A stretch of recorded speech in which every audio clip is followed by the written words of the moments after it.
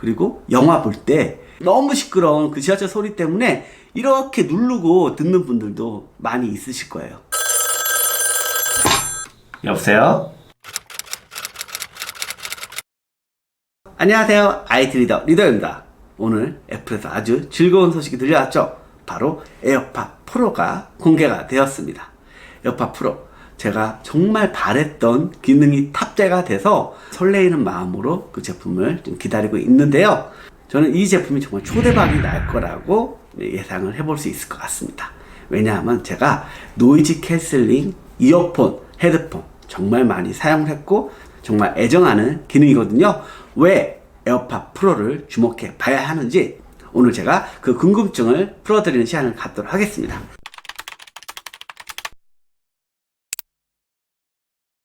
자, 에어팟 2세대 정말 대박인 이어폰이라 할 수 있죠. 지하철 제가 타보면은 정말 많이 보는 이어폰이에요. 이렇게 귀에 꽂고 사용하는 거 여러분들도 많이 보셨을 거예요. 그리고 연예인들도 정말 많이 사용하는 이어폰이죠. 그야말로 인싸템이라 할 수 있는데요. 이게 오픈형 이어폰이다 보니까 선로를 움직이는 소리, 그리고 버스 탈 때 그 노면 소음, 그래서 음악에 집중할 수 없을 때가 많아요.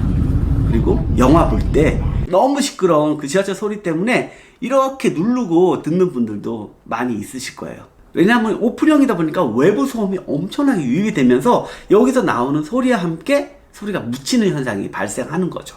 이번에 에어팟 프로는 그런 문제를 해결할 수 있는 이어폰이라고 보시면 됩니다. 그러면 노이즈 캔슬링이 뭐냐? 노이즈 캔슬링, 이름 그대로 노이즈를 없애준다는 거예요. 노이즈 캔슬링의 역사를 들어가 보면은 이제 비행기에서 비행기 소음이 일정하게 들어오잖아요. 그 엔진 소음, 이어폰이나 헤드폰을 사용했을 때 굉장히 외부 소음 때문에 귀가 아픈 현상들이 많았습니다. 그래서 영상을 보기에도 적합하지 않고요. 그러면 어떤 문제가 생기죠? 볼륨을 또 최대한 올리게 되죠. 그러니까 귀에 대한 무리를 많이 줄 수밖에 없는 상황이라서 그 노이즈 캔슬링 헤드폰을 만들게 되었고요. 그래서 노이즈 캔슬링을 한번 이용해 보시면은 그 기능을 벗어날 수 없는 정말 무서운 기능이라고 할 수 있을 것 같습니다. 그 노이즈 캔슬링의 기본 개념은 소리는 파동으로 들어온다고 하죠. 그 반대되는 파를 싸가지고 그 소리를 없애주는 거예요. 이게 아무래도 그런 기술이 들어가려면은 사이즈가 커질 수밖에 없는 거죠. 그래서 헤드폰의 노이즈 캔슬링이 먼저 적용이 되었는데 단점이 있죠. 아무래도 일상생활에서 노이즈 캔슬링을 이용하기에는 좀 제약이 많았습니다. 왜냐면 지하철에 우리가 항상 이렇게 큰 거를 착용하고 다니게 좀 부담스러운 부분들이 있잖아요. 또 저같이 머리가 크면은 헤드폰을 키면은 더 커 보이는 그런 현상들이 있기 때문에 그래서 부담스러운 그 사이즈 때문에 노이즈 캔슬링을 이용하지 않았는데 소니가 요걸 선보였죠. 넥밴드 스타일의 노이즈 캔슬링. 저는 요거 정말 잘 사용했습니다. 그러니까 평상시 사용할 때는 이 에어팟을 주로 사용했었는데 그러니까 장거리로 어딜 갈 때 고속버스나 기차를 탈 때는 저는 무조건 이걸 가져갔고요. 비행기 탈 때도 무조건 이걸 가져갔습니다. 왜냐면 노이즈 캔슬링으로 너무나 편하게 음악 감상, 영화 감상을 할 수 있기 때문이에요. 외부 소음이 싹 사라지면서 정말 소리에만 집중할 수 있게 되는 그런 놀라운 마법을 보여주거든요. 하지만 이게 아재 스타일이라고 해서 요즘 좀 비선호되는 그런 디자인이잖아요. 넥밴드 스타일은 조금 진한 디자인이다. 그래서 소니가 얼마 전에 또 이런 걸 또 선보였죠. 이것이 바로 노이즈 캔슬 이어폰입니다. 바로 이런 디자인을 가지고 나왔죠. 지금 시국이다 보니까 제가 소개는 안 드렸지만 일단 이런 스타일의, 그러니까 소니도 더 작게 노이즈 캔슬링을 만들어서 많은 사람들이 사용할 수 있게 그런 기술을 발휘했는데요. 이번에 애플이 노이즈 캔슬링을 넣어서 에어팟 프로를 출시한 겁니다. 그러면 에어팟 프로에서 주목해 봐야 될 주요 포인트가 있는데 그걸 하나하나 알려드리도록 할게요. 첫 번째로 디자인입니다. 일단 이 에어팟 디자인에서 조금 커지고 좀 똥똥해진 디자인을 가지게 되었죠. 하지만 굉장히 사이즈가 작게 나왔습니다. 노이즈 캔슬링은 아무래도 그 기술이 들어가려면은 여기에 추가적인 부품들이 들어가야 되거든요. 그래서 사이즈가 커질 수밖에 없어요. 제가 아까 보여드린 이 소니도 마찬가지로 이 헤드 부분을 보면은 사이즈가 크게 되어 있습니다. 헤드 부분이 크면 어떤 단점이 생기죠? 뛰거나 할 때는 이게 쉽게 빠질 수 있는 문제가 발생할 수가 있습니다.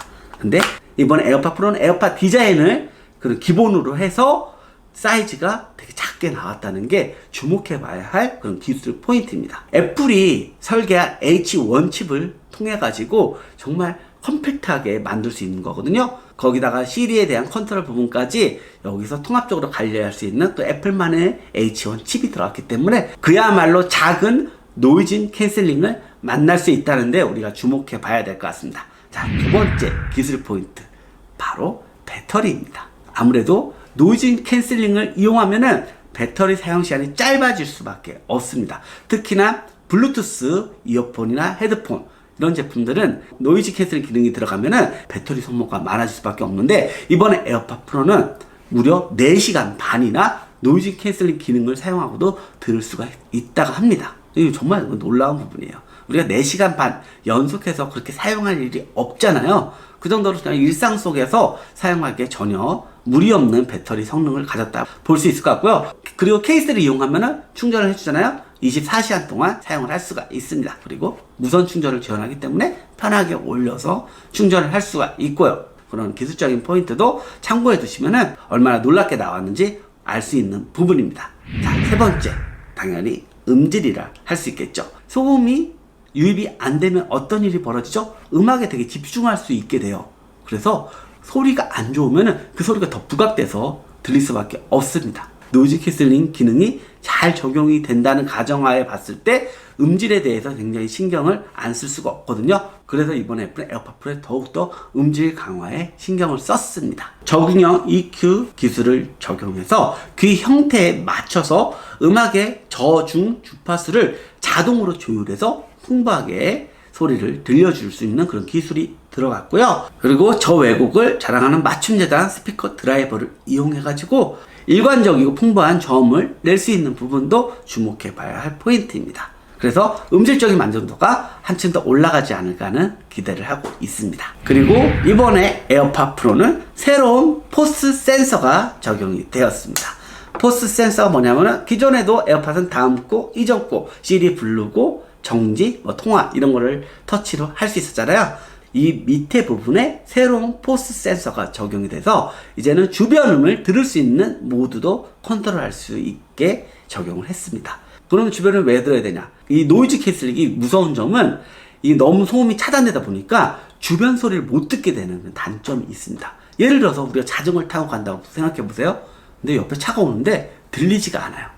굉장히 위험한 거죠. 그리고 우리가 걸어 다닐 때도 외부 소음이 안 들어오면은 옆에 뭐가 지나가는지 모르죠. 그래서 굉장히 위험한 겁니다. 그래서 터치를 해가지고 주변 소음을 들을 수 있는 모드로 바꾸고, 내가 지하철을 이용할 때나 버스를 이용할 때는 안전하잖아요. 그때 노이즈 캔슬링을 이용해가지고 소리에 집중할 수 있게 쉽게 모드를 전환할 수 있다고 보시면 될 것 같아요. 마찬가지로 기존처럼 플레이, 정지, 그리고 다음 곡, 이전 곡 이런 것들을 컨트롤 할 수 있습니다.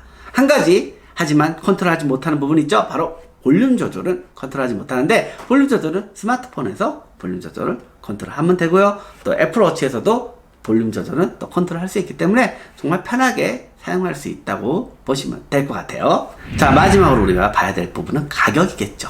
에어팟 프로 가격은 한국 출시 가격이 32만 9천원입니다. 근데 이거 보고 또 비싸다는 목소리도 많습니다. 네, 일반적인 이어폰을 생각하면 많이 비싸죠.